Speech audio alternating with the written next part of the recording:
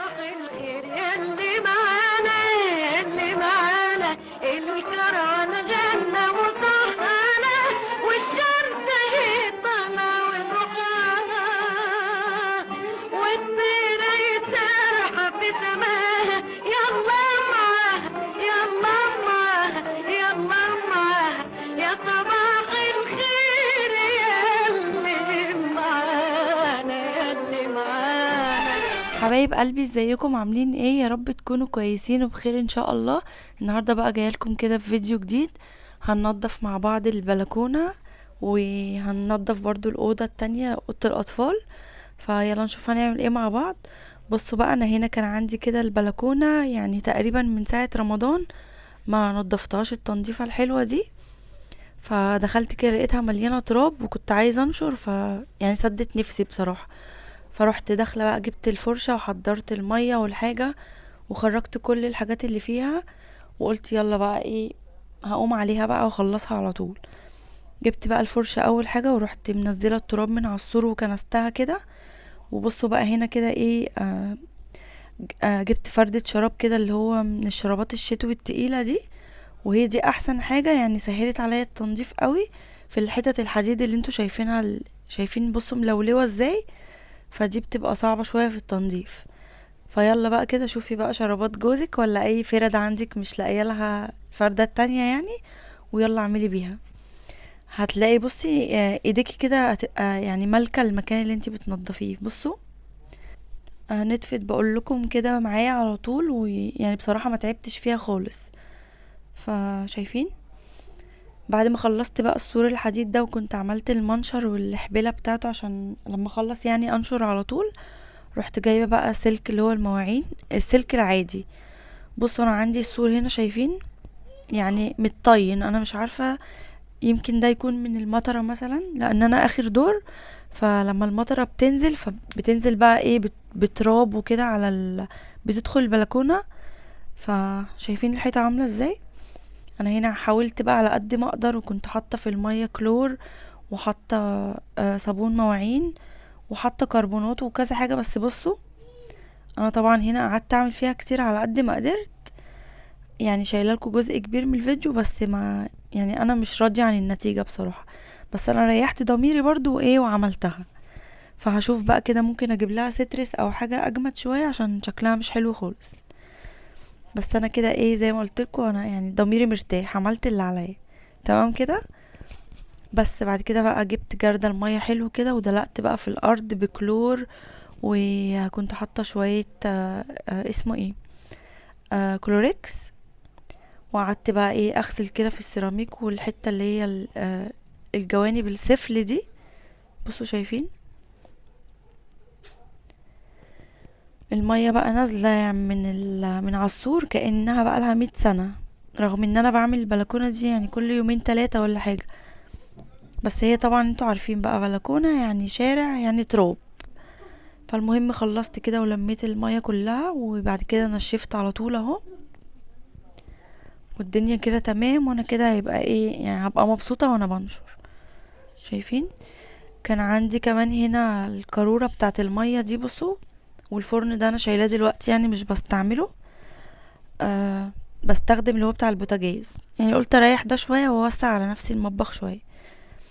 بس بعد الارض ما نشفت بقى انا حطيت فيها حتة الفرشة الصغيرة دي، يعني بقف عليها بس كده ايه وانا بنشر. بصوا شايفين كده البلكونة بقى بعد ما نطفت دخلت بقى لقيت ايه المنظر اللي انتوا شايفينه ده، يعني ما يشجعش خالص. والواحد لسه صاحي من النوم بدري كده والجو كان حلو. فقلت لا يلا بقى بالمرة، نضفنا بره البلكونة ننضف بقى جوه. قلت بقى ايه هغير الملايات اول حاجة وانا فاتحة البلكونة زي ما انا كده.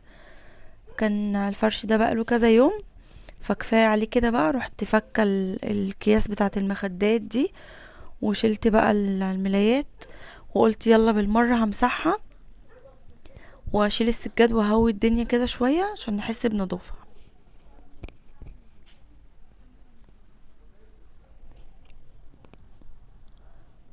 عايزه اقول لكم بقى انا يعني بصوا انا النهارده هو بسجل لكم بركب الصوت يعني على الفيديو.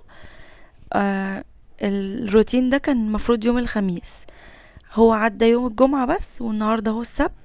الدنيا اتقلبت تراب وتعبي راح على الفاضي. يعني بصوا، البلكونة زمانها اتملت تراب اكتر من الاول، بس يلا مش مشكلة، احنا متعودين بقى على كده. المهم شلت بقى الفرش وقلت يلا تنظيفها بقى بالمرة. وبصوا شايفين الارض اللي بنكنسها كل يوم. انا مش عارفة البوزو والحاجات دي كلها والشيبسي والكلام ده بيخش تحت السجادة ازاي. كنستها بقى كده على طول، ورحت جايبه قلت اجيب حبه عود بخور كده صغير.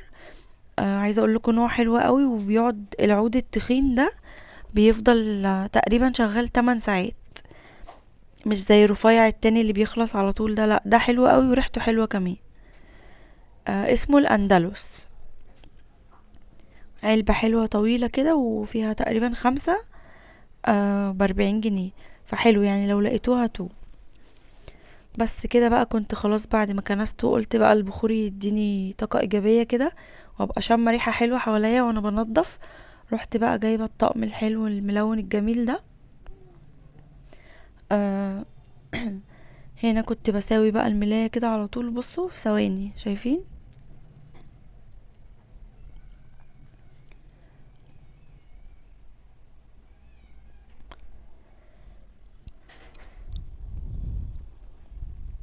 طبعا دي اصعب خطوة انتوا عارفينها اللي كلنا بنكرهها.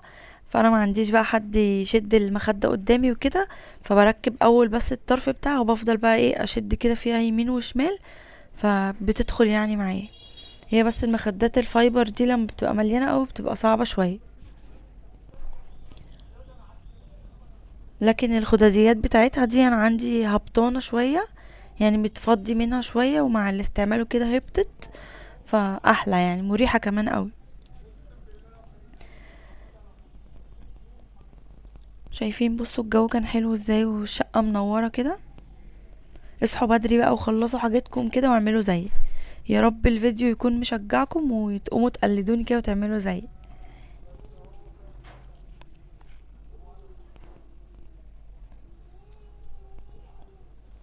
لو وصلتوا بقى هنا في الفيديو ما تنسوش اللايك والاشتراك عندي في القناة، عشان ده دعمكم ليا عشان استمر كده واتشجع يعني وانزل لكم فيديوهات وما كسلش.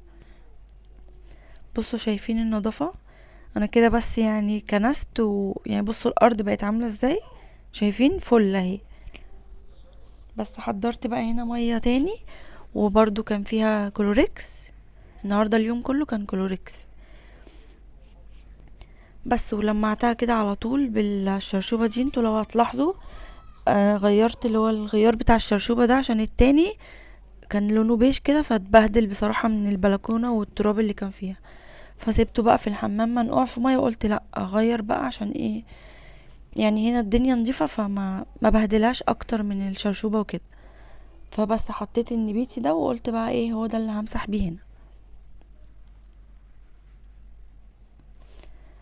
هنا كنت همسح بقى عادي، قلت لا هزق الكومودينو يلا بالمرة على طول كده في السريع وهمسح وراه، عشان ايه يعني احس ان الدنيا كلها كده ايه، بصوا اتعملت بضمير.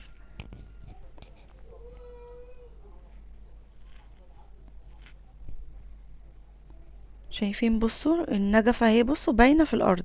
الارض بقت مراية، حتى الحتة بتاعت المروحة اللي تحت دي بصوا خدتها معايا برضو كمان بالشرشوبة. كنت مطلعة بقى السجادة على السلم، المشاية قصدي والحافظة اللي انا حطاها دي يعني خفيفة كده. هو الجو بصراحة عشان حر فايه مش مستاهلة بقى سجاجيد وتقل وكده، لا كده احسن يعني اسرع في التنظيف وكده. بس كده كنت هديت الدنيا شوية وهو قفلت الستاير وبس. شايفين النظافة والجمال؟ ايه رأيكم بقى في الروتين ده؟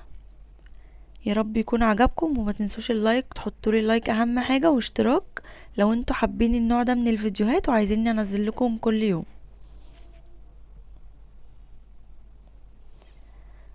بس كده يا حبايب قلبي يكون الفيديو بتاعي خلص النهاردة. اشوفكم ان شاء الله على خير في فيديو جديد، ويلا باي باي.